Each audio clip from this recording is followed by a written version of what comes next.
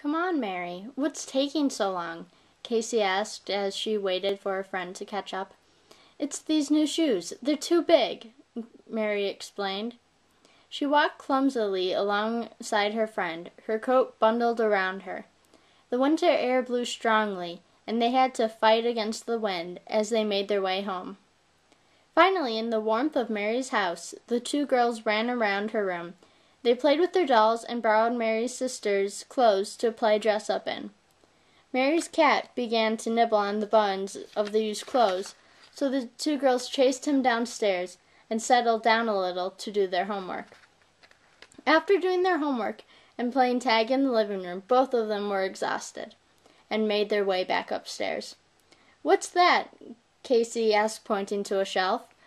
The object in question was a figure of a clown. He wore a funny black hat that was too small but complemented his short blonde hair. He had white powder all over his face and had on a red painted smile and held an accordion. He wore a long green coat that parted at the bottom to reveal a plaid shirt. He also had on baggy brown pants. His shoes, like Mary's, were large for him. He stood on top of a white pedestal. "That was a gift from my grandmother before she died. He doesn't leave that spot. Got it?" Mary said with a stern look. "Sure thing." But Casey crossed her fingers behind her, and they continued playing their games. Soon Mary went down to get a snack, and Casey picked up the clown. He felt cold to the touch, but his smile gave him away. He was happy as happy could be. She inspected the toy when Mary walked back in. "What are you doing?" Mary asked, rushing over. Surprised, Casey dropped the clown. He fell on the floor. Mary bent down and lovingly picked up the figurine. She carefully placed him on the top of the shelf again. "I'm sorry," Casey said. "I think we should play downstairs now." Mary led Casey out of the room, and neither of the girls noticed the smile fading on the clown's face.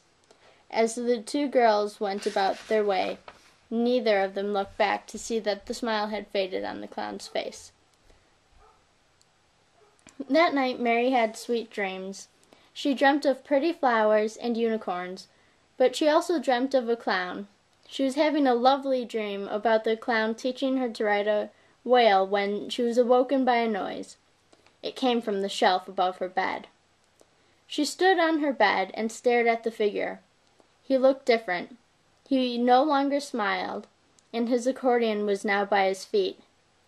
She looked deeper at his eyes and felt an odd sensation. She shut her eyes tight and held her breath. When she opened them, Mary noticed that everything around her had grown, and she was now standing on top of the very shelf that she was just looking at. She saw the clown, and then his head moved toward her like he was alive. "I must be dreaming an odd version of the Nutcracker," she said. Mary remembered the movie her family watched every year at Christmas.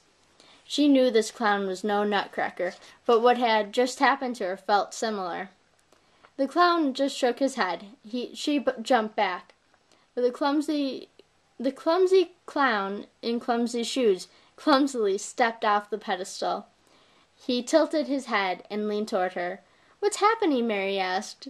The clown only shook his head, then pointed toward his neck. A small scratch was visible right in the middle. "Oh, you can't speak!" "Wait, did that happen when Casey dropped you?" she questioned him. He sadly nodded his head. "Poor thing." Mary came closer now,